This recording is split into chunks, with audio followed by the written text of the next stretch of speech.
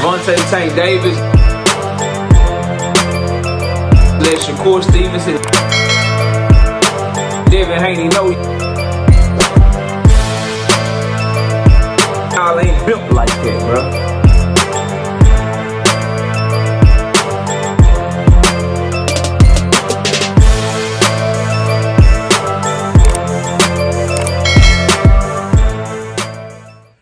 Georgia is down bad again as the Normans go on Mill City Boxing to confirm what Eddie Hearn said in an interview yesterday, I believe it was, and that is that they tried to offer Brian Norman Jr. to fight with Jaron Ennis again for later this year, and they confirmed that, and then the Normans go and confirm that yes, they reached out to us, they wanted to fight, but we don't want to discuss any fights until we get done with Sasaki, Kawasaki. Smash the like button, subscribe to the channel, share the video, turn on your notifications. Catch me live Monday, Wednesday, and Thursday night at 7:30 p.m. Central Time. Also live Sunday mornings at 9 a.m. with KC Boxing Network, 9 a.m. Central Standard Time. Now, let's break it down and get into this video because we've already confirmed the first duck of last year. But using that duck, they just confirmed again that they are once again ducking right now, and they're doing everything they can to avoid a fight with Jaron Ennis. Let's talk about it in this video. First and foremost, I heard the Normans try to act like Sasaki, Kawasaki Ninja, that fight got done not too long ago.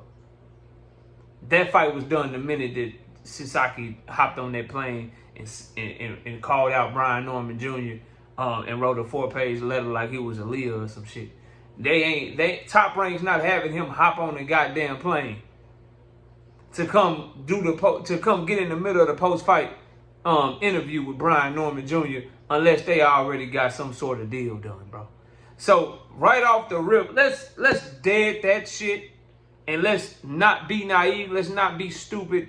Let's really talk about what the facts are. And the fact of the matter is, and let's talk about what logic tells us also. The fact of the matter is, it's a long-ass flight from Japan to where they were fighting on the Michaela Mayer, Sandy Ryan undercard. It's a long-ass flight that costs some money, that cost Top Rank some money, Sasaki's promoters and people some money. They got to stay in hotels and fly back and all that shit. They not letting him on camera to talk that shit to Brian Norman Jr. to build a fight between them unless they already know that's the next thing. That's how promoters do. So don't let them lie to you and tell you that that fight wasn't done that night already when he was calling them out. That's just cap, bro. You can believe that stupid ass shit if you want to, but Sasaki not knowing who Brian Norman Jr. is, not knowing if Brian Norman Jr. would even let him on camera in the middle of his interview, not even knowing if Top Rank would let him in the building. You mean Top Rank comped him tickets, right? Let him fly in, paid for him to fly in, had him show up to the fight, let him backstage, let him bust in on Brian Norman Jr. interview, call out Brian Norman Jr., taking away their champion's interview time, read a letter to Brian Norman Jr. on camera in the middle of an ESPN broadcast. They let him do all that and the fight wasn't already being talked about and damn near done. Make that shit make sense. So miss me with that. But now let's get to the Ennis side of this shit. Talking to Chris Mannix, Eddie Hearn said, look, Brian Norman Jr. is absolutely available now. We made them an offer last week. And we've even said to them, if you're taking the Sasaki fight, let's lock the fight in for that October, November, or December, whenever. And they came back and said, we don't want to talk about any other fight until we have this fight. So I don't know. We can't rely on Brian Norman Jr. to chase any kind of greatness because the purse is outrageous in terms of what he's made. It's a massive purse in terms of what we've offered him. Now, let me talk. Let me show y'all how you can pull out a duck. Let me show you how you can pull out a duck. Now, on its surface, that shit makes sense, right? Oh man, because I seen them on Mill City talking, both the father and the son, and I seen the comment section, you know, Georgia down bad than a bitch. You know what I mean? Atlanta, Georgia right now should be ashamed of the Normans and shit. Georgia's down bad with this one. Georgia's taking L's to Philly left and right when it comes to this Jaron Boots Ennis and Brian Norman Jr. situation. And I'm listening to him say, well, we want the fight. We already said we accepted the fight, but we not, you know, we trying to focus on what's in front of us. That's a bad omen. That's how you get messed up. That's how you get knocked off. That's how you lose. We want to focus on this fight, and then Boots should wait on us. And then why he got to get a fight done in 4 weeks? That fight's in 4 weeks. Then we negotiate the fight after. Why should we need to be focused on Sasaki? Because what if my son lose? What if my son get hurt? What if this? What if that? If you worried about your son losing to Sasaki, you damn sure worried about him losing to Boots. That's number one. If you got them type of thoughts in your head with Sasaki, you damn sure got them thoughts in your head with Jaron Boots Ennis. That's first and foremost. But the most important thing that I want to ask is, when I hear Brian Norman Sr. and Brian Norman Jr. talk about they just want to focus on what's in front of them, and it's a bad omen to negotiate a fight when you already got a fight lined up, I just got one question. Didn't Brian Norman Sr. out of his own mouth say that they already had the Derek Cuevas fight done when they started negotiating with Jaron Boots Ennis the first time? Hold up. Maybe y'all didn't hear me, right? So I'll ask the damn question again. The same people that are telling you right now, we don't want to focus on a fight or negotiating a fight when we already got a fight lined up, didn't they also tell us last year that they already had the Derek Cuevas fight lined up, but they were just doing Jaron Boots Ennis a favor by negotiating with him last year? Which one is it, bro?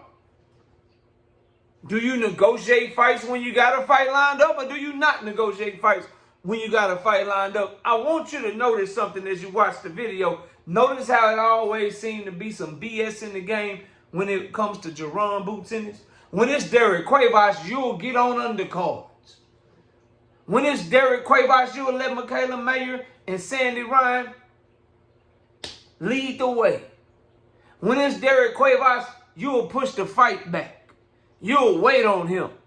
You'll make sure your hand is right. You'll do whatever you can to get to that Derek Cuevas fight. When it's Jen Sasaki, you'll fly over top of Philadelphia looking down to take your ass to Japan. But when it's Jaron Boots Ennis, we really had a fight lined up. We were just doing him a favor.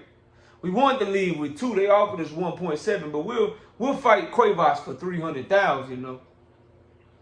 Hey, Jaron Boots Ennis trying to reach out to y'all again to try to make a unification fight. I mean, you know, we don't want to fight. We don't want to negotiate a fight when we already got a fight lined up. That's how you get knocked off. Well, you wasn't worried about getting knocked off by Derek Cuevas when you was negotiating with Boots Ennis. But that's because it's like I told y'all, this is all bluffing. Them boys ain't trying to fight Boots, bro. That's why it's always some BS in the game. And then you got Boots in this team trying to make offers, trying to make the fight. Brian Norman and his daddy is confirming that they trying to make offers and trying to make the fight. And all they can tell you is, why can't Boots come out publicly and say he want to fight my son? Why can't he come out publicly and say he want to fight my son? They sending you offers. They trying to lock it in for the end of the year. What's the problem? I tell y'all the problem. Them boys is ducks. And they exposed out here yet again. How many offers do they have to turn down? How many times does Brian Norman Sr. have to lie to y'all? How many times do they have to contradict themselves before all of the boxing public, whether you hate Boots or you like Boots, whether you hate Brian Norman Jr. or you like Brian Norman Jr., whether you hate Boogey Ennis or you like Boogey Ennis, whether you hate Brian Norman Sr. or you like Brian Norman Sr., at what point is the boxing general public going to come to the realization and come to the understanding that them Normans don't want no smoke with them Ennises, bro? it's too much data and too many facts and too many contradictions out there that point in that direction. It's too many facts on Boots Ennis side. It's too much information on Boots Ennis side, and it's too many contradictions on Brian on the Norman side for you not to come to that conclusion. Now all of a sudden, Norman Sr. is telling you he don't know what the hell going on. I don't really know, you know. I don't know. I don't know about negotiations, but I know that they reached out. They reached out. Why would you reach out when you know he got a Sasaki fight coming up? Because we know that dude is a bum. And nobody asked for that fight. Now you only want to focus on what's in front of you. But leading up to the Cuevas fight, you couldn't shut up about Jaron Boots Ennis. Your ass was ready and willing, but y'all wasn't waiting is what y'all saying. But Boots Ennis is ready and willing, sending an offer, but he got to wait. And what he got to wait on? You can just take the offer right now for October, November, December. Nigga, it's June. What's the problem?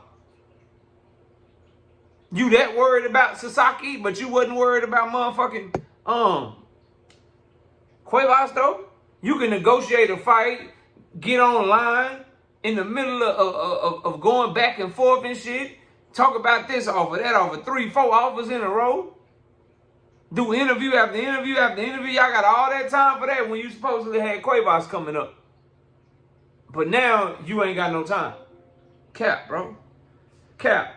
Them boys don't want no smoke and they ducking. Get down what you tell me. Somebody tell me something different, please. Smash the like button, subscribe to the channel. I'll see y'all soon. Javante Tank Davis.